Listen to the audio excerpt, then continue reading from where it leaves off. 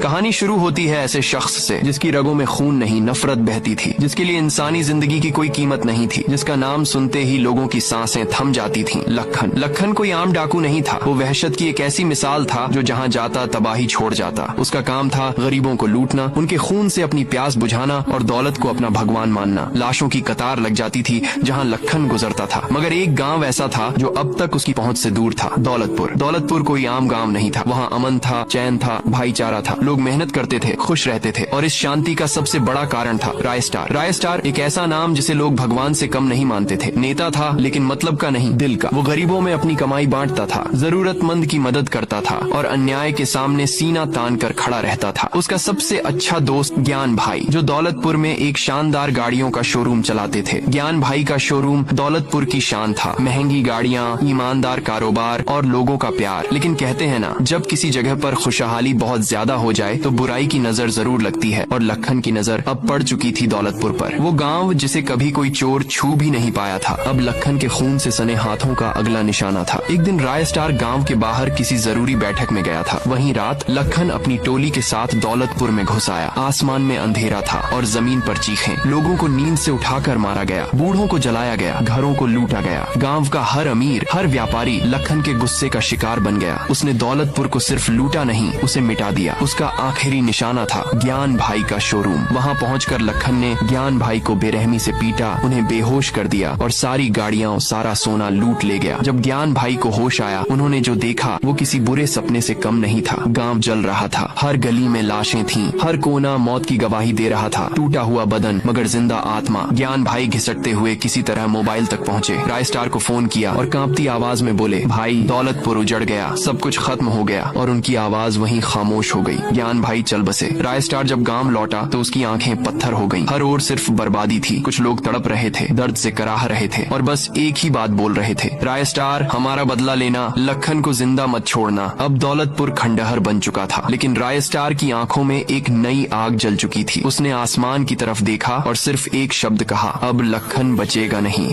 कहानी की शुरुआत होती है शिवगढ़ नाम के एक छोटे लेकिन खुशहाल गांव से। इस गांव में रहते थे तीन गहरे दोस्त, ज्ञान भैया, अज्जू भैया और रायस्टार। ये तीनों बचपन से साथ थे। रायस्टार एक ईमानदार और संस्कारी लड़का था जो गांव के कोने में एक छोटी सी मोमोज की टपरी चलाता था। उसका सपना था कि एक दिन उसकी टपरी का नाम शहरों तक फैले, रायस्टार मोमोज वाला। लेकिन ज्ञान भैया और अज्जू भैया कुछ और ही सोच रहे थे। Lamborghini, Ferrari, Rolls Royce. Ajju भैया बोले, ये सब मोमोज बेचकर नहीं मिलेगा, इसके लिए कुछ बड़ा और खतरनाक करना पड़ेगा। एक रात जब सारा काम खत्म हो गया तो अज्जू भैया ज्ञान भैया के पास आए और बोले, मेरे पास एक आइडिया है जिससे हम लोग रातों रात अमीर बन सकते हैं। ज्ञान भैया बोले, फिर इंतजार किस बात का, बता। अज्जू बोले, गांव के बाहर एक पुरानी हवेली है। लोगों का कहना है वहाँ एक खजाना छुपा है, सोना, हीरे। लेकिन सुबह के वक्त वहाँ लोग रहते हैं, रात को वहाँ एक परिंदा भी नहीं फड़फड़ाता, क्योंकि लोगों का मानना था कि हवेली श्रापित है और वहाँ रहता है नेपाली बॉस का भूत जो खजाने की रखवाली करता है और जो भी चुराने आता है उसे जिंदा नहीं छोड़ता। रात के अंधेरे में अज्जू और ज्ञान भैया हवेली के अंदर चले जाते हैं। काफी देर ढूंढते ढूंढते उन्हें एक कमरे से आती रोशनी दिखती है। जैसे ही वो दोनों उस कमरे में जाते हैं, वहाँ पड़ा होता है ढेर सारा सोना, हीरे और जवाहरात। दोनों की आंखें चमक उठती हैं, खुशी के मारे झूम उठते हैं। लेकिन ये खुशी ज्यादा देर टिकने वाली नहीं थी। तभी उन्हें एक डरावनी आवाज सुनाई देती है,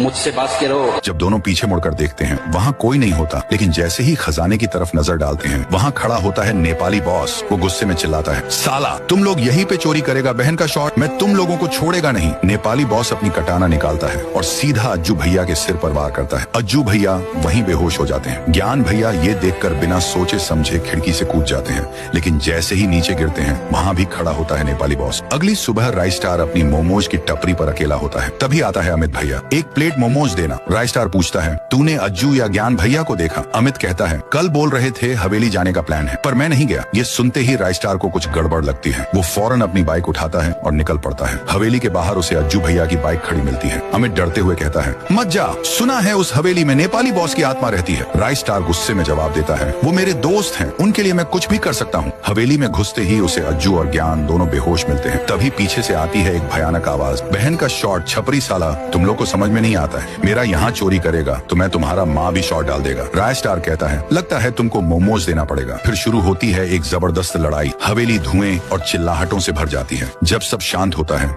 नेपाली बॉस, अरे भागो बहन शॉट, ये लोग तो मेरे गन में हेड शॉट मार देगा। और राइस स्टार, अज्जू भैया और ज्ञान भैया तीनों खड़े होते हैं राजाओं की तरह।